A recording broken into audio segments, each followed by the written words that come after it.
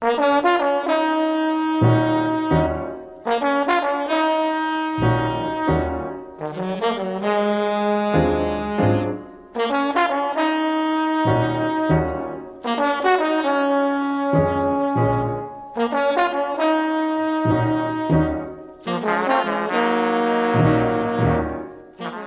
buenos días a todos. Me da mucho gusto estar aquí con ustedes, acompañarlos, damas y caballeros. Yo trabajo allá en Puebla, allá en México, haciendo campañas. He participado en diferentes etapas y también he participado en la etapa posterior a las campañas, es decir, en la etapa de gobierno. Es muy importante nosotros que hablemos de la propuesta de campaña porque a final de cuentas, después de que acabe precisamente esta etapa, vamos a entrar a un periodo en donde los gobiernos que inician con una campaña terminan con otra, ¿no? Nosotros hemos trabajado un concepto que no es nuevo, no lo inventamos obviamente, pero le hemos dado nuestro punto de vista sobre el asunto de la campaña permanente, ¿no? Y yo me voy a enfocar sobre todo en el aspecto electoral, sobre la propuesta, lo que está sucediendo en nuestros países. En México recientemente tuvimos una elección muy importante para definir la presidencia de la República, lo tuvimos también en Venezuela, vimos lo que sucedió también en Estados Unidos y próximamente, precisamente vamos a tener la primera vuelta en Ecuador el próximo 17 de febrero. Entonces, nosotros, voy a pasar aquí. Nosotros tenemos tres productos políticos que diferentes autores nos mencionan, que son los que están centrados para que nosotros podamos acercarnos al elector, al ciudadano, ¿no? Tenemos los partidos políticos, como lo definen los clásicos, Maurice de Berger, etcétera, etcétera, pero lo importante es que veamos cuál es el perfil de nuestro partido político, cómo se encuentra constituido, de qué manera está interactuando con la gente. Hay una propuesta, aquí hay dos caminos de la propuesta. En algunos países, como en el mío, las mismas legislaciones electorales nos piden que los partidos políticos presenten una plataforma electoral, es decir, una propuesta completa de todos los temas que interesan al ciudadano y algunos más, que den certidumbre y den información a la gente para que sepa, pensando, de qué manera va a votar. Y tenemos al gran actor de esta propuesta, de estos tres elementos, que es el candidato. En torno a él va a girar todo lo que esa parte del carisma, liderazgo, sobre todo si tenemos un candidato que tenga esas cualidades, ese aporte para la campaña y nosotros podamos explotar esto para hacer que nuestro mensaje, nuestra propuesta de campaña llegue directamente a los electores.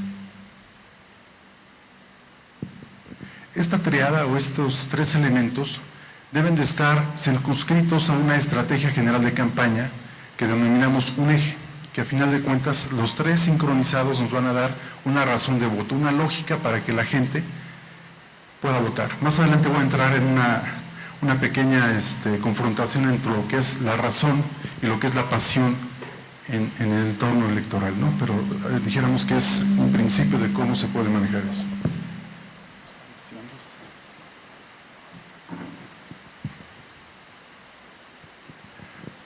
Aquí ya tenemos en vistas aquí en Ecuador de qué manera están trabajando ya los partidos políticos. Algunos son más nuevos que otros, ellos tienen una mayor tradición, ¿no? Tenemos la historia, ustedes la conocen mejor que yo, cómo fue evolucionando Ecuador y otros países para inscribir primero los partidos políticos en sus constituciones y después darle una normatividad general.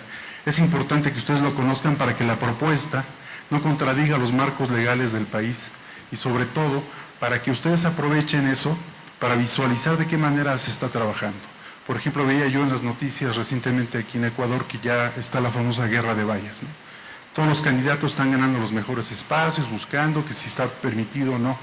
En mi país sucedió que no estaba debidamente legislado, no estaba claro en dónde se podía poner o en qué tiempos se podía colocar esto en tiempos de campaña o de primera vuelta, por llamarlo de otra manera, y eso originó una serie de problemas. Entonces es necesario, yo creo que vale la pena recomendar que ustedes, con el apoyo de un abogado, de una persona que lea y que sea inteligente, que tenga sentido común en el aspecto legal, les recomiende, si es necesario, preguntarle a la autoridad electoral qué sucede, si hay dudas, dónde puedo colocar mis vallas para no infringir, o en todo caso para demostrar si el adversario político lo está haciendo.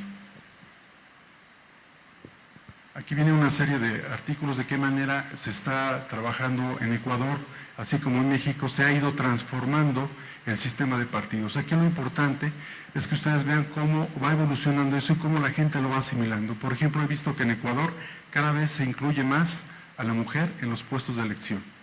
En los cargos para vicepresidente, en esta elección que se va a dar en febrero, viene la mayor cantidad de mujeres en el cargo para la vicepresidencia. Tengo entendido que son 8 candidatos, de los cuales hay 5 o 6 mujeres que participan ahí. Y esto es importante para ver de qué manera hacemos una propuesta precisamente de género en torno a lo que se está presentando hacia el elector.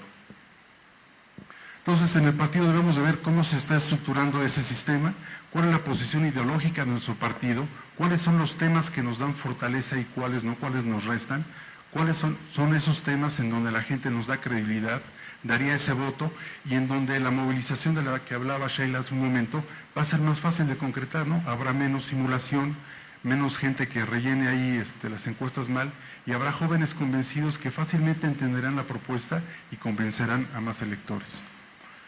Hay una tendencia mundial, a partir de la Segunda Guerra Mundial, de que todos los partidos ideológicamente se cargan un poco hacia el centro, sobre todo cuando están dando esa propuesta al ciudadano. Hay que tener cuidado de respetar la libertad del elector, o sea, no tomarlo como un menor de edad y engañarlo en esa propuesta. Hay que ser muy sinceros en esa propuesta, más vale hacer pocas propuestas que le queden muy clara al elector, a llevar un amplio gabinete en donde podamos incluso caer en confusiones, ¿no? Y la idea de la propuesta electoral es que nosotros podamos entrar en esos 3 segmentos, ¿no? Obviamente habrá afiliados y simpatizantes. Para aquellos partidos que son nuevos, obviamente tendrán una base de datos menor, que no puede crecer tanto en poco tiempo, pero que sin embargo buscan objetivos de ir avanzando, ¿no? Se mencionaba de las bases de datos, ¿no? Yo puedo tener una gran base de datos, pero si no sé cómo utilizarla no me va a salvar la vida, ¿no? Así como un directorio telefónico, si tengo una urgencia médica en la casa, me va a sacar de un apuro para conseguir un doctor, buscarlo rápidamente, saber quién es el especialista que necesito y hacerlo. Si esa base de datos la tengo guardada y no la pulo en función de mis objetivos, no me va a servir de nada, ¿no? Necesito conocer qué lectores están alejados de mi partido, pero que podrían acercarse precisamente porque no han tenido un acercamiento claro, sobre todo en torno a la propuesta. Habrá lectores que también dudan de esa eficacia de nuestro partido, sin embargo, hay que darles el beneficio de la duda y ver si existen algunos elementos o algunos voceros o algún líder de opinión que pueda decirles, por favor, voltean, vean la propuesta de este partido político. Lamentablemente, en América Latina, no solamente en México, esta es una encuesta que se hace sobre cultura política e identidad ciudadana, que se hace cada 2 años allá en mi país, pero como pueden ver, la aceptación que tienen los partidos políticos es muy baja y se compara con la policía y los sindicatos, ¿no?, que han tenido allá problemas. Sin embargo, hay que ver que la profesionalización de los partidos políticos es un trabajo constante. Sufren mucho deterioro durante la campaña y sobre todo si hay problemas postelectorales también, ¿no? Entonces necesitamos cuidar al partido, trabajar con él, generar confianza en torno a la base. Hay una serie de debilidades que son, dijéramos, las básicas de los partidos políticos que aquí planteamos. Obviamente hay fortalezas, pero planteo o enfatizo las debilidades porque creo que debemos evitar que estas cosas que se pueden dar en los partidos políticos puedan incrustarse dentro de nuestra propuesta, pueden contradecirla, ¿no? Hay un ejemplo o una máxima que dice que hay un principio de coherencia en donde lo que se proponga no podrá contradecir cosas que el mismo partido ya ha hecho en el pasado. Eso es un asunto de sentido común, pero hay que acudir a ello. Gracias. Y entonces, ¿los partidos políticos son necesarios? ¿Ayudarán a que el país mejore? Si se fijan, las respuestas es nada necesario 13%, poco necesario 42% y muy necesario 38%. Sin embargo, si sumamos las dos franjas del 42 y el 13, obviamente hay una mayoría que ve que los partidos políticos no son necesarios, ¿no? Sobre todo si hay una serie de transfugismo. Nosotros allá en México llamamos el efecto chapulín, que brincan de un partido a otro. Aquí en Ecuador hay una cláusula en donde se castiga esta desafiliación de los partidos políticos y que es importante que ustedes la visualicen para atraer nuevos simpatizantes, sobre todo los que ya han tenido alguna trayectoria política. Aquí damos 7 pasos que ustedes lo verán con calma, de qué manera vamos a repensar al partido político, de qué manera se lo vamos a presentar a los ciudadanos, ¿no? Lo vamos a bañar, lo vamos a presentar bien para que lo vean durante esa elección. Entonces, ¿cómo lo percibe la gente? ¿Cuáles son los líderes que por su trabajo o su falta de trabajo han perjudicado esa imagen que tiene el partido? y si hay que hacer un trabajo previo, precisamente para vacunar, eliminar, subsanar estos problemas es muy importante. Hay que crear una narrativa del partido para que la gente lo sienta cercano, es decir, los partidos políticos nacen de necesidades sociales, nacen por liderazgos sociales. Entonces hay que rescatar los orígenes para acercarse a los ciudadanos también. Sé que ahorita ya no hay tiempo, comentaban allá que ya tenemos mes y medio, ¿no?, para la elección.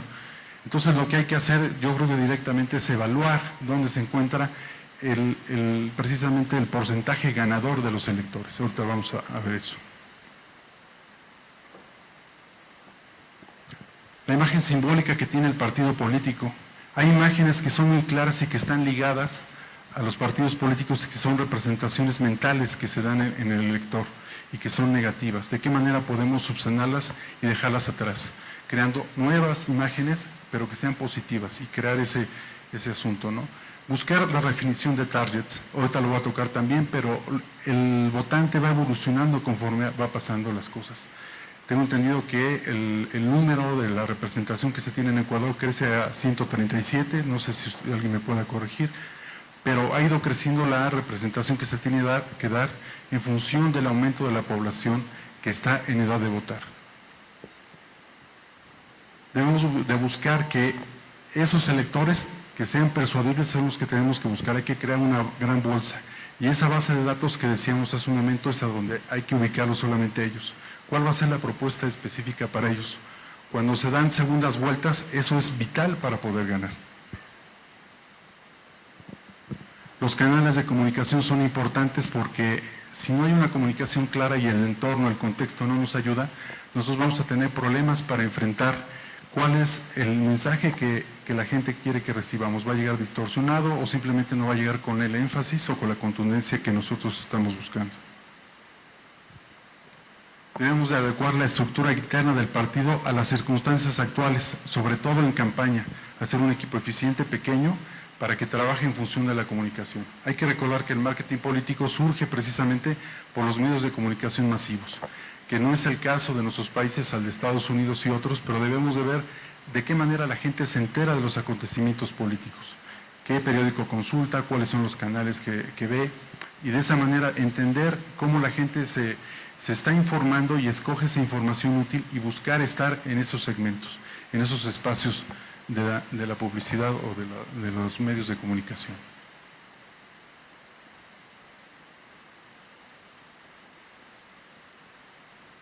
Esta es una ubicación tradicional de lo que sucede con los partidos políticos, sin embargo decía yo que tienen hacia el centro, ¿no?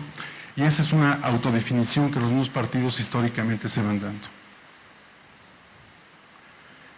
Obviamente no hay candidatos perfectos, hay cualidades de las que buscamos de ellos. Entonces nosotros buscamos que esas cualidades nos ayuden a potenciar el mensaje y por lo tanto la propuesta que el elector va a escuchar durante la campaña.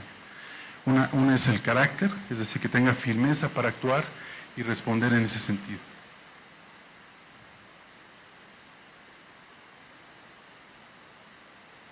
Credibilidad. Hay personas que pueden decir muchas cosas, pero indudablemente no les vamos a creer cuando nos hagan una nueva promesa, ¿no? Porque anteriormente las han roto, no han cumplido, han tenido una serie de problemas para rendir cuentas en función a lo que se han comprometido. Entonces, esos candidatos pueden ser muy difíciles de llevar adelante. Hace rato contestando o completando una pregunta que hubo en la anterior exposición, nosotros ponemos un ejemplo muy claro, ¿no? Es muy conocido, todos conocemos al diablo, pero nadie votaría por él, ¿no? Porque tiene un sentido negativo. Entonces, es un asunto de que nosotros visualicemos de qué manera esa credibilidad puede darnos un sesgo negativo en la intención de voto.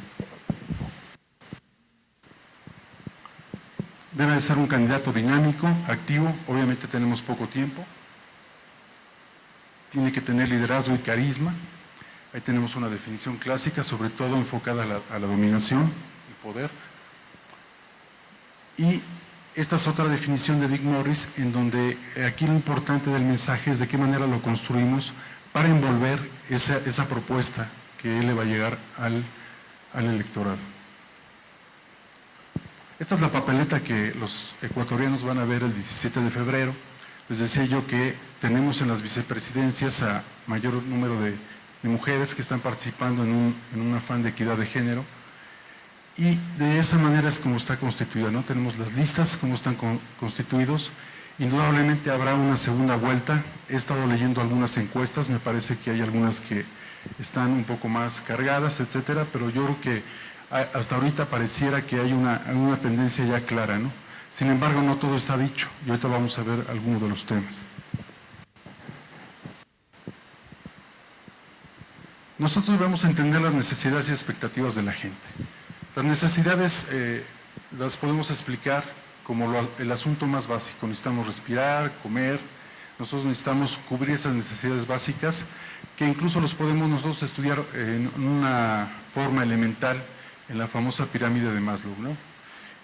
Primero las necesidades básicas que nos dan vida, nos dan sustento, y después las de seguridad que nos permiten construir nuestra esencia, nuestra personalidad. Y nosotros en ese sentido podemos ver, poniendo el caso de México después del 1 de julio, que ha cambiado el perfil de las personas, de cómo se conforma ese gran mercado, esa gran bolsa de votos que ha surgido después del 1 de julio. Los estados que decidieron la elección el pasado 1 de julio son el Distrito Federal, Estado de México, Puebla, Veracruz, Jalisco y Nuevo León. Entre ellos concentraron el 47% del total de la votación. Sin embargo, no todos los ganaron, sino fue una segmentación, es decir, esos grandes estados que tienen grandes poblaciones de México, se fueron dividiendo los porcentajes. Por ejemplo, López Obrador de ese 47 obtuvo más de la mitad de los votos de esas entidades. Peña Nieto alcanzó el 44.3%. La sorpresa fue Tamaulipas, que durante mucho tiempo había sido tradicionalmente del PRI. Sin embargo, en esta elección el triunfo se lo da a Josefina Vázquez Mota, ¿no? Y el panismo de esa entidad ya está buscando subirse a esa ola y mantenerla, sobre todo porque en el 2013, para el mes de julio, va a haber una elección importante también en Tamaulipas, y sobre todo porque en México también va a haber una elección en 14 estados, ¿no? Se van a elegir 14 gobernadores y en algunos otros casos va a ser elecciones intermedias, perdón. Nosotros debemos ubicar que hay un promedio en América Latina, y eso lo podemos ver en Ecuador, en México y en otros países, en que tenemos votos que son susceptibles de cambiar su tendencia de voto entre un 30 y un 40%. Ellos son personas que tienen una nueva personalidad, son parte de ese famoso bono demográfico, son jóvenes que se están incorporando al sector laboral, son jóvenes primo votantes, que por primera vez van a ejercer su derecho para votar. Hay que ubicar dónde están ellos, qué están haciendo, cuáles son sus preferencias, de qué manera se enteran de la comunicación, y en función de eso vamos a entender de qué manera le vamos a presentar la propuesta, no solamente en contenido, sino también en forma. Entonces, ¿deben ser parte de la meta de la campaña esos electores switcher? Por supuesto. De hecho, diría yo que hay que establecer una estrategia definida y muy clara hacia ellos. Hay que identificarlos, ubicarlos, persuadirlos. Hay que saber dónde están, qué consumen y qué hacen. Por eso la posición ideológica a veces potencializa o acota ese acercamiento de este voto switcher. En algunos casos sucede que el partido, por su tradición o por su trayectoria, es contrario a esos grupos. Y entonces esas posturas o propuestas tradicionales del partido aparecen minimizadas, o el logotipo del partido a veces hasta se disminuye en tamaño, en las imágenes gráficas, en los carteles, y entonces es cuando se tiene que hacer este asunto, ¿no? Obviamente eso se tiene que hacer sin perder identidad, hay que tener mucho cuidado con eso.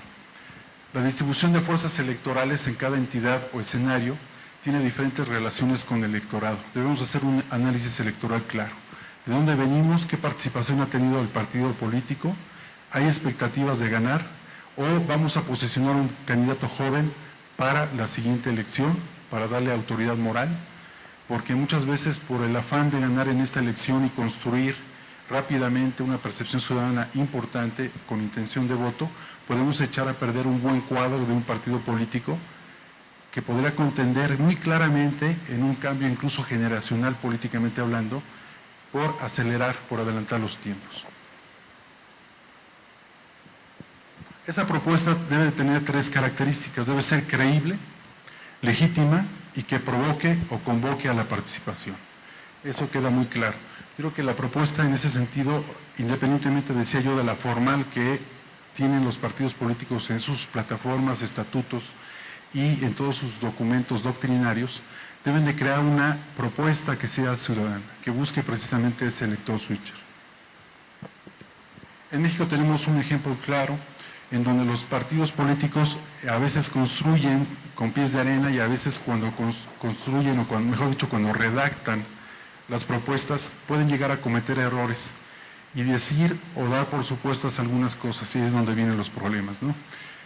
Tomé este ejemplo, en la elección federal del 97 hubo un problema de la educación, allá en México es libre, gratuita y laica, y el Partido Acción Nacional decía que se iba a quitar, o sugería una parte de la plataforma que se iba a quitar esa parte de gratuidad de la educación.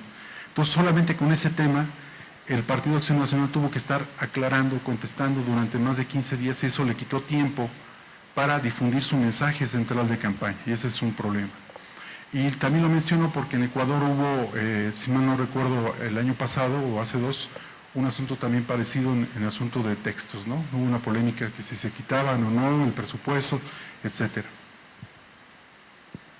Y esos son asuntos que la gente le interesan. Aquí tenemos un ejemplo de cómo la percepción que la gente tiene de los partidos políticos no tiene que ver muchas veces con el aspecto de los partidos políticos en la parte ideológica fuerte o dura que los teóricos pueden explicar, sino simplemente de cómo los partidos políticos abordan en temas tan importantes para ellos que son cotidianos, de qué manera los enfrentan, de qué manera ellos viven esa pobreza, si les interesan o no los textos gratuitos para sus hijos en las escuelas, si tienen necesidad de conseguir un empleo o mejorar el ingreso que tienen de su actual trabajo. Podemos hacer un ejercicio rápido sobre cuál sería la tendencia de un aspecto ideológico con otro, pero lo importante es cruzarlo precisamente con los intereses ciudadanos. Necesitamos, dependiendo de la circunscripción, el lugar o el país, tener una encuesta clara que nos permita identificar qué es lo que siente la gente en función de esas cosas y hacer un cruce con lo que tradicionalmente ha propuesto el partido político. Y aquí podemos utilizar para hacer un análisis muy claro en cómo se da ese conflicto de intereses utilizando una teoría de comunicación que se llama agenda setting, en donde simplemente vemos que los candidatos tienen su agenda, tienen sus prioridades en función de dónde ubicar ese electorado switcher, el voto duro de su partido y cómo hacer campaña. Y por otra parte, los medios de comunicación que buscan ganar la noticia al otro medio de comunicación, las 8 columnas, tener la mejor noticia a la hora que abre el noticiero en la mañana o en la noche. Y por otra parte también los electores pues tienen su agenda, ¿no? Veíamos el asunto del empleo, la pobreza, educación, etcétera. Entonces hay un conflicto de interés. En teoría los candidatos están volcados para responder a los ciudadanos, pero al confluir los intereses del partido es cuando se desdibuja la propuesta. Y debemos de cuidar esa relación porque si la identifican los medios de comunicación van a entender que no hay una conexión.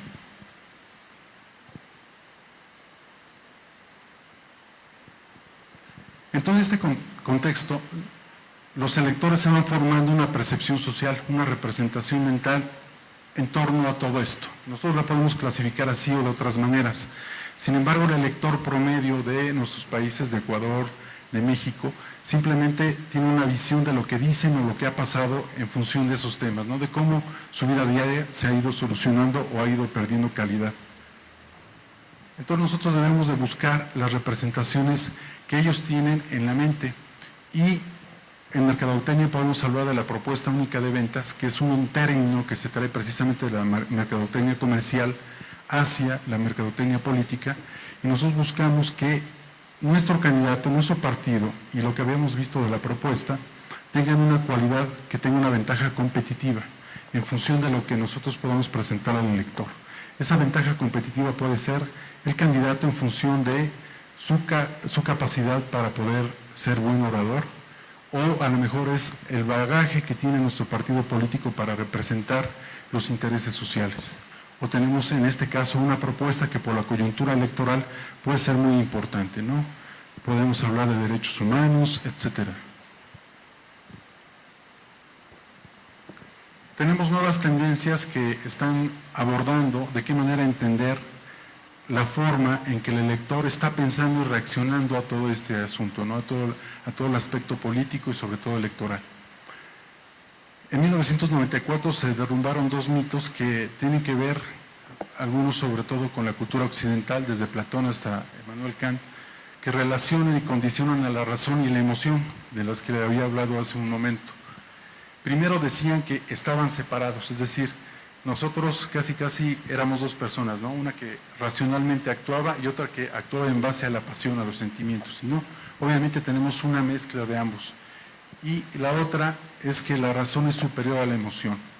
Nosotros lo que buscamos en la campaña, los eslogans son gritos de guerra, el hecho de que las brigadas vayan casa por casa apasionadamente tocando y convenciendo a la gente, haciendo las brigadas, es la parte de la emoción que le tenemos que dar. Tenemos que crear un equipo que genere esa pasión por la propuesta. Nuestro equipo tiene que creer lo que está diciendo el candidato, tiene que fomentarlo e invitar a que más gente se suma.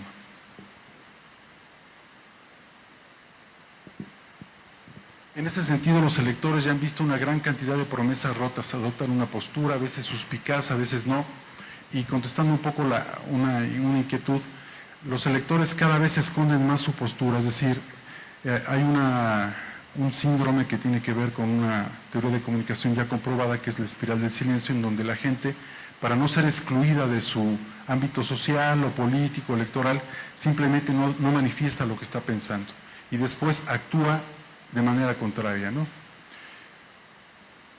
¿Existe la inteligencia afectiva?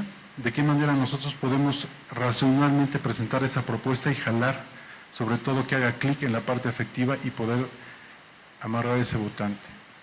Nosotros votamos cuando estamos en la casilla, cuando estamos en la urna, por el interés propio, o la gente es comunitaria, llega a ser solidaria y vota de una manera más grupal.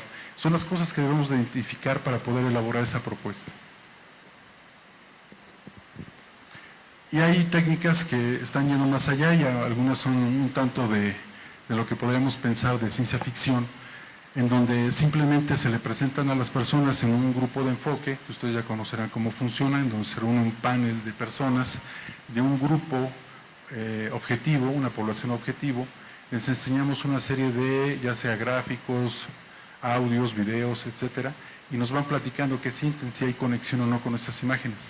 Ya hay software que permiten leer los rasgos que esos incentivos van generando en las personas y los van midiendo en función de los principales sentimientos que pueden generar.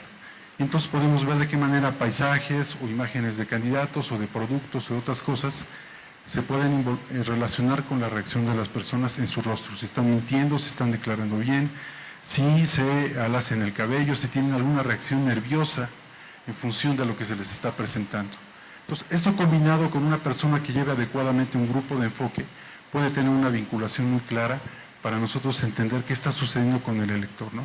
Obviamente este es, dijéramos que lo que viene, así como también el asunto del voto electrónico, que en algunos países ya existe y en otros apenas se está incorporando.